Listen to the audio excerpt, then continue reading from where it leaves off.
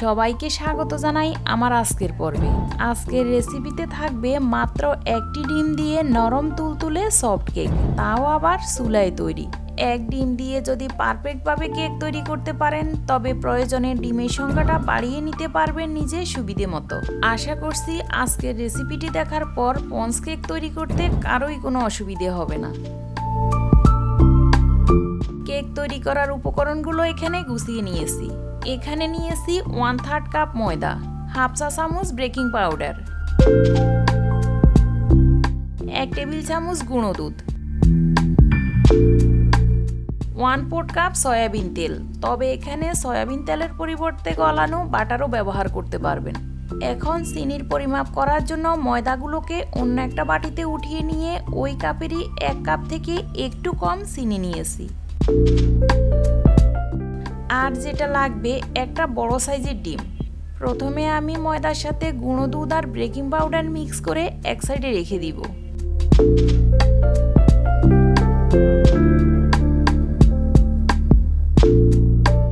আমি আজ একেবারে নর্মাল একটা প্লাস্টিক বাটিতে কেকটা বেক করব। কেকের ব্যাটারটা যদি ঠিকভাবে রেডি করতে পারেন তাহলে যে কোনো বাটিতেই কেকটা বেক করে নিতে পারবেন। কেকটা উঠানোর সুবিধার্থে বাটির নিচে একটা কাগজ বিছিয়ে তেল ব্রাশ করে নিলাম। এখন একটা পাত্রে ডিম ভেঙে ডিমের কুসুমটাকে সরিয়ে নিচ্ছি। ডিম যদি ফ্রিজে থাকে তাহলে 1 ঘন্টা আগে ফ্রিজ থেকে বের করে রুম টেম্পারেচারে এনে রাখবেন। ডিমের সাদা অংশটা ফোম করার জন্য আমি একটা ইলেকট্রিক বিটারের সাহায্য নিব। ইলেকট্রিক বিটার না থাকলে হ্যান্ড উইক্স অথবা কাঁটা চামচ দিয়ে 10 থেকে 15 মিনিট মতো ফেটিয়ে নিলেই দেখবেন এরকম ফোম ক্রিয়েট হবে। সাদা অংশটা এরকম পর্যায়ে এলে চিনি দিতে হবে, তবে সব চিনি একাত্রে না দিয়ে অল্প অল্প করে দিতে হবে আর মেশাতে থাকতে হবে।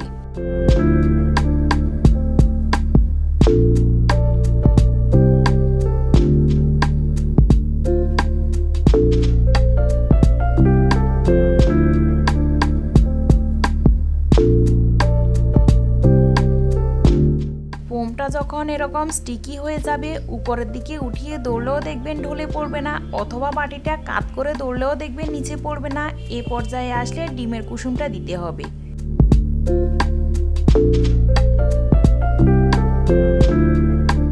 সাথে তেল আর সামান্য একটু নুন দিয়ে মাত্র 1 মিনিট মতো বিট করে নিতে হবে। শুধুমাত্র তেলটা মিশিয়ে নেওয়ার জন্য যতটুকু সময় লাগে।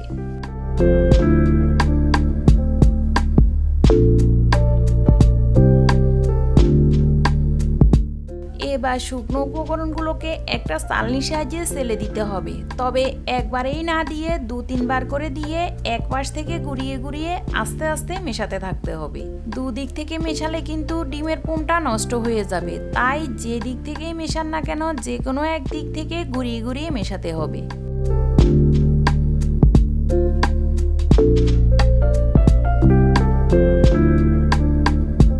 কয়েক ফোঁটা ভ্যানিলা এসেন্স মিশিয়ে দিচ্ছি, এতে ডিমের গন্ধটা চলে গিয়ে কেকে সুন্দর একটা ফ্লেভার নিয়ে আসবে।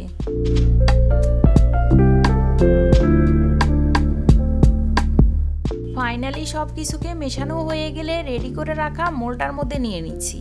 2-3 বার এভাবে ট্যাপ করে নিতে হবে, এতে ভেতরে কোনো এয়ার বাবলস থাকলেও বেরিয়ে আসবে।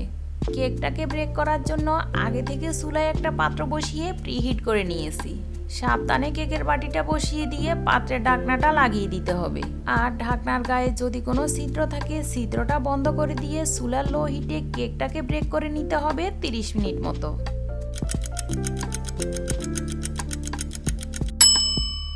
একটা টুথপিক ঢুকিয়ে চেক করে নিচ্ছি কেকটা হয়েছে কিনা। টুথপিকটা ক্লিন বেরিয়েছে মানে কেকটা হয়ে গেছে। একটা চাকুর সাহায্যে 4-5টা ছাড়িয়ে নিয়ে মোল্ড আউট করে নিতে হবে।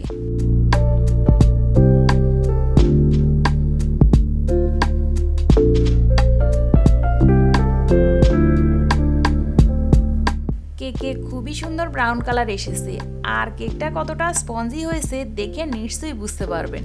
আশা করছি আজকের পর থেকে স্পঞ্জ কেক বানানোর ক্ষেত্রে কারো কোনো অসুবিধায় পড়তে হবে না। এই রেসিপি দেখে উপকৃত হয়ে থাকলে অনুরোধ জানাবো চ্যানেলটি সাবস্ক্রাইব করে পাশে থাকা বেল বাটনটি অন করে রাখবেন। আজ এখানেই বিদায় নিব, দেখা হবে নেক্সট এপিসোডে।